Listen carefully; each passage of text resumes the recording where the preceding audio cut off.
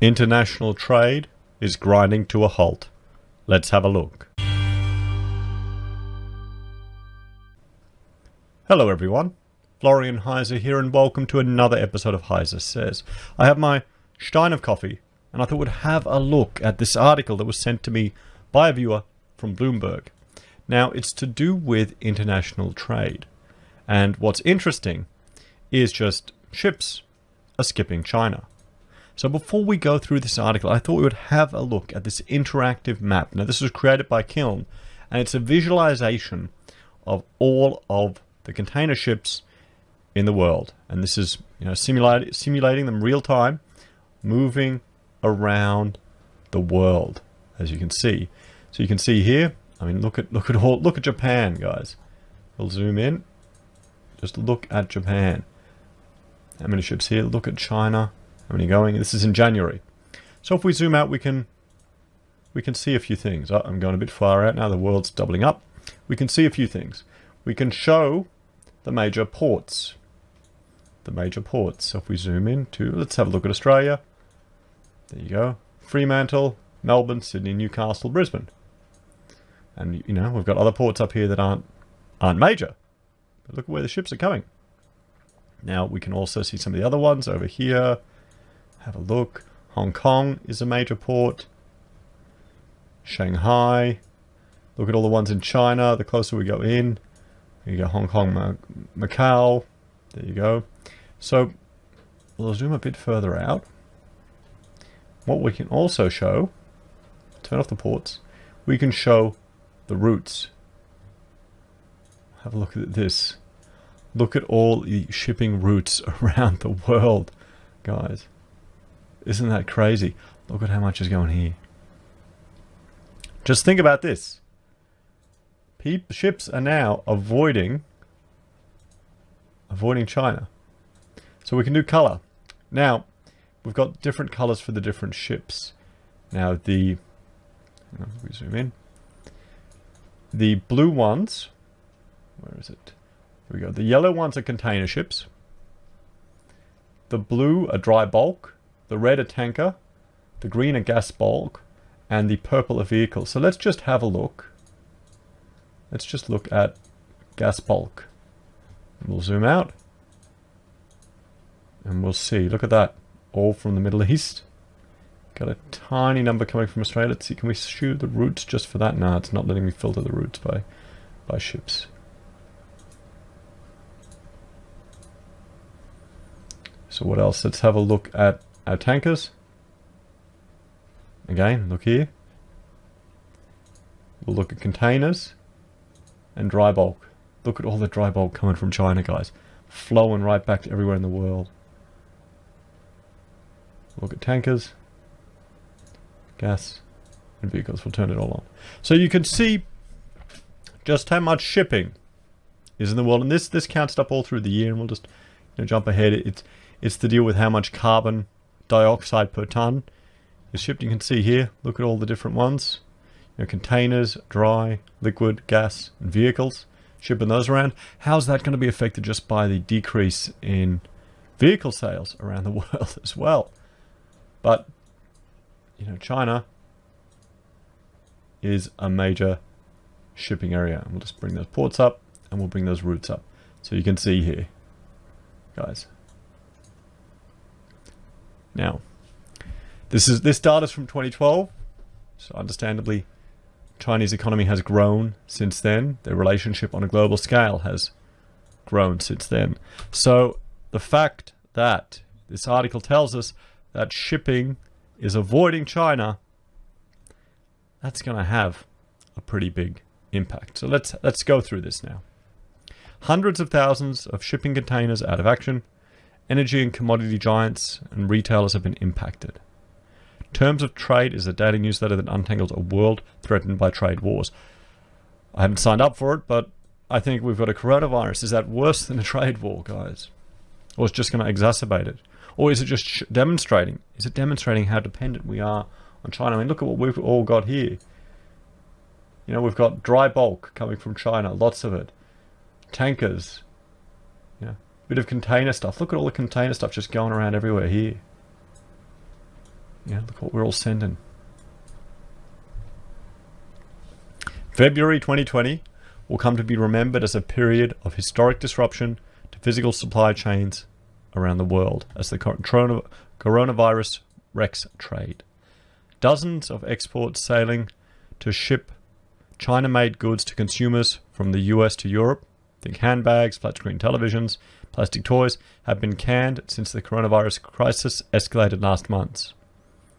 Those non-shipments are part of a much bigger picture in which every aspect of global shipping, from oil and gas through to dry bulk commodities, has been upended.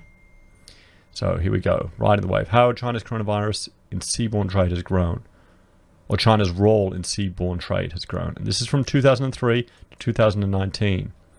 So their exports are 14% of global trade, chemicals 12%, dry bulk, they're down to 4%, crude and oil 2%, gas more than 0%, imports to China, dry bulk commodities 35%. That's all the iron ore and the stuff that we're sending over. Chemicals 20%, gas 18%, crude and oil products 16%. Container shipments are just, they've gone down a little bit to 6%. Probably because the Chinese are making more now. The unprecedented gyrations caused by the virus matter because 90% of all trade moves by sea, and China has grown into the maritime industry's main source of cargoes. The disruption has left toy makers like Hasbro Inc. and fashion houses like the owner of Michael Kors, Versace, and Jimmy Choo struggling with their supply chains. Vessels are idling, and exporters to China face diversions as clients there use force majeure clauses in their contracts to walk away from commitments to buy cargo. And this can have an implication on Australia, guys. You know, all those dry bulk goods that we're sending over, it can definitely have an implication on us if they start implementing force majeure or the LNG.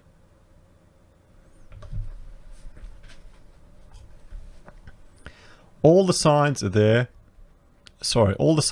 there has been a major dislocation in global supply chains and commodity trade as well, said Caroline Bain, Chief Commodities Economist at Capital Economics. For some products, it's only going to get worse in February data. Even at a most basic level, shippers are struggling to sort out the necessary paperwork required for shipments involving China, snarling some trades in an industry where many transactions need physical documentation to accompany consignments. Now, we saw that with the fall of Ishkar here in Australia. They couldn't handle one missing document for fumigation. It wasn't necessarily with the coronavirus, but one document delayed their stock for Christmas, and now the business is gone. Or the business is in voluntary administration. We'll see what happens. Maybe they'll save it. Maybe they'll recover it. All this has come about because the virus has led to hundreds of millions of people being told to stay away from work or education in China, squeezing output in the world's fastest growing majority economy. But they're not telling them to stay away from Australia. They'll fly them over here and tell them to stay in their own house for 2 weeks. What do you think about that, guys? What do you think about that? I can understand the uni students wanting to get to work, and I can understand a lot of people who are probably healthy and fine. But is it worth the risk? I've got more confidence in the medical capabilities of our civilization than China's. But there's only so many people you can handle in a hospital before it just can't handle it anymore. Container vessels that routinely move goods worth hundreds of millions of dollars in single shipments are at the sharp end of the turmoil. The number of blank sailings where ships don't load at a planned location has jumped since the outbreak began. AP Moller Maersk AS, the world's largest shipper, has listed at least 27 blank sailings since Jan 31 on its website. That's not a good sign. Almost 600,000 20-foot boxes are currently out of action as a result of the virus, according to Alan Murphy, Chief Executive Officer of container shipping analysis company Sea Intelligence. up from about half that amount just under a week earlier. The rates can vary, using an estimate of 1,000 per container. That means shippers have to stomach a hit of 600 million this week. Ships may either be slowed down in the hope that demand improves in future weeks, or idled until things turn around, Murphy says. Toy maker Hasbro said in earnings this week that the virus is disrupting its commercial operations in China, from where it had already been seeking to diversify its supply chain as a result of the trade war. Capari Holdings Limited, which owns Michael Kors, among other brands, said its outlook may be impacted by the outbreak as it wrestles with potential supply chain issues. And here we have China's critical role in world trade. Just look at that, guys. Look at that. There's a knock-on effect for exporters in other nations too. Containers are typically used in US and other regions to carry those countries' exports. The lack of liners hauling containers from Asia may soon mean countries like the US face a shortage. It's already getting a little more difficult to get empty ones in Canada, says Greg Northey, a spokesman for industry group Pulse Canada. Nor is it just retail. Last week, Hyundai Motors Co. temporarily halted some of its car production because of component shortages because of the virus. Fiat Chrysler Automobiles is planning to halt operation at its assembly plant in Serbia due to a lack of parts from China because of the coronavirus, people familiar with the matter said. The issues affecting shipping of finished goods are also being felt in energy and commodity markets. Traders of oil from West Africa, Latin America, and the North Sea initially reported weaker demand from China, while some buyers of Saudi Arabian barrels have asked to get less than they normally would take for March. There were signs that falling crude prices encouraged some refineries in the Asian countries to accelerate purchases. In gas markets, only Chinese companies declared force majeure, potentially allowing it to, one Chinese company declared force majeure, potentially allowing it to walk away from contractual commitments. The measure was rejected by Total SA and Royal Dutch Shell plc. There are now 12 empty liquefied gas carriers sitting off the coast of Qatar, one of the world's biggest producers. While the precise reasoning for the idling vessels aren't known, the timing coincides with ship diversions, cargo cancellations, and reduced demand in Asia since the virus took hold. Oil tankers have been drawing off China. Chinese buyers of liquefied petroleum gas that's used in cooking and heating are reoffering and diverting cargoes elsewhere because of weakening demand. On top of that, shippers of bulk commodities like coal and iron ore, Aussie, have been battered as the virus delayed the resumption of demand after the typically slow China Lunar New Year's period.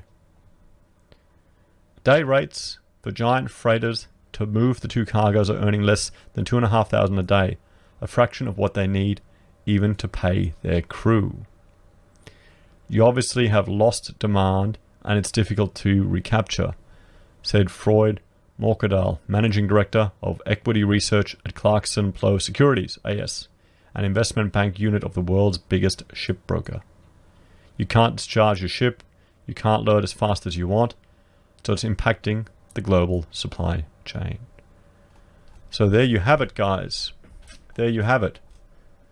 An appreciation of, well, how much shipping, and we'll go back to the ship mode here. You can just see them following on all these routes. How much shipping is heading to China? How dependent we all are on China. It's even grown now. Now, since when this map was done, it's much greater. And it's causing issues. Do you think this will have an impact on the Australian economy? Do you think this will have an impact on global economy? Do you think this will affect the price of gold and silver? Let me know your thoughts and opinions in the comments below, guys. Thank you all for watching. I will link to this map. I think it's definitely worth sharing around and having a look. You'll find it on under the pinned comments, under references. It'll be on the website, my website there. That's where all the references I do for these videos are. Thanks for watching, guys. Please like, share, and subscribe to the channel. If you're a fan and you want to help us produce more content, there's a few options you can help us. You can simply share the videos on social media, get it out there, get it on Twitter, make other people aware of it. You can support us on Patreon with a small monthly donation. You can do the same here on YouTube and also get access to emojis and badges. You can use affiliate links we have for Amazon and eBay for your consumer purchases. Although I'd be buying from an Australian supplier that has stock in this country, guys, because it may take a while to get here. I wonder if this will affect shipment from other... Well, yeah, it is. It's going to affect shipment from other locations because of the containers. Like they said, get it air freight. Pay extra for air freight. And we also have affiliate links with Independent Reserve and Kucoin for your crypto traders, merch on the HeiseSays website, pocket squares, handmade, and PayPal if you want to support us that way.